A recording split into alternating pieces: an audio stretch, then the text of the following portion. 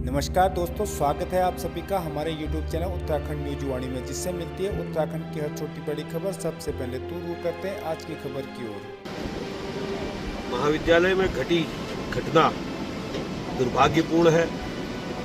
स्वयं रात के 12 बजे तक मैं वहाँ के प्राचार्यों से और वहाँ के छात्रों से पूरे विषय की जानकारी ली, जिसकी घटना की मैंने पुलिस अधीक्षक महोदय को भी और कोतवाल को भी और जिलाधिकारी महोदया को भी जिसकी जानकारी दी कि इस तरीके से जो एक कृत्य हो रहा है, तो कहीं ना कहीं सत्ता के दबाव में शुरू से जो देखा गया, जब से राहुल कुमार छात्र संघ के अध्यक्ष बने, वो एक दलित समाज से आते हैं, लेकिन उस दलित समाज के लड़के को छात्र संघ का अध्यक्ष भारतीय जनता पार्टी के लोगों ने न देखा गया, न प्रदेश की भारतीय जनता पार्टी की सरकार ने उसको देखा। हमेशा मैं देख रहा था कि विश्वविद्यालय के प्रतिनिधि के तौर पर पंकज कुमार को भी जिस तरीके से लोगों ने बताया, वहां पर वो अन्य आउट ऑफ वे जाकर जो लोगों ने कहा, उनने कहा था कि सीधे आते ही सबसे पहले जो है पंकज कुमार और राहुल कनेरा के मुंह में थप्पड़ मारा। उसके बाद भाई कमलेश गढ़िया के साथ झगड़ा करा, छोटा भाई पपोला और हमारे दादू के प्रेम दादू के हाथों में चोटों के निशान। सत्ताएं आएंगी, सत्ताएं जाएंगी, लेकिन जो भारतीय जनता पार्टी की दलित विरोधी जो नीति है, दलित विरोधी जो इन लोगों ने जो अत्याचार जो दलित समाज के ऊपर लगातार पूरे प्रदेश में ही, बागेश्वर ही नहीं पूरे प्रदेश में जो किया है, इसका खामियाजा इन लोगों को भुगतना पड़ेगा। मैं बाबा बागनाथ से भारतीय जनता पार्टी के शीर्ष नेतृत्व की बुद्धि शुद्धि की कामना करता हूं। और केदारनाथ यात्रा हम आधी रास्ते में, मैं माफी चाहूंगा बाबा केदार से कि हम आपकी यात्रा में आधे रास्ते से वापस आना पड़ा, तो निश्चित तौर पर आपको बाबा केदार भी आपको दंडित करने का काम करें।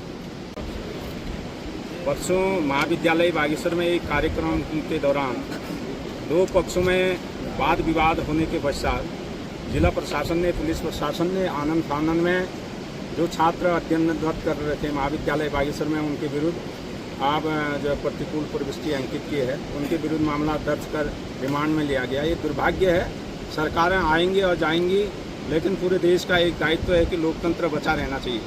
जो आज की सरकार है, दबाव में आकर काम करवाना चाहती है, यह दुखद हमारे सबके लिए है।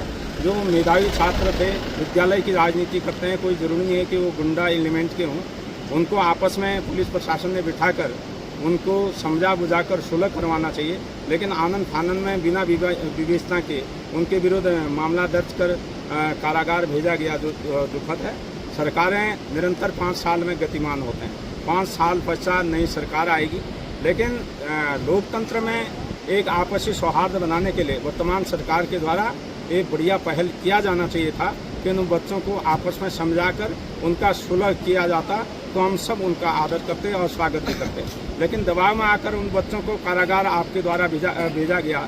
आज उनके परिजन बहुत चिंतित हैं और उनके परिजनों द्वारा सबसे दरख्वास्त की जा रही है कि बच्चों के उनको बेल के लिए।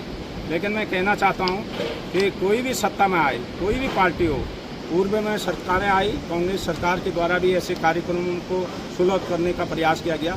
वर्तमान सरकार राजनीतिक अपने स्वार्थ के लिए दबाव में डालकर उन बच्चों के भविष्य के साथ खिलवाड़ कर रही है। इसके लिए हम घोर निंदा करते हैं और ये परंपरा आगे भविष्य में भी जाएगी। इसका घातक परिणाम क्या होगा, उसका विश्लेषण भी करना चाहिए, क्योंकि ये परंपरा समाज के लिए भी अच्छा नहीं है, ये दूरियों को बांटता है। हमें जोड़ने वाला काम करना चाहिए।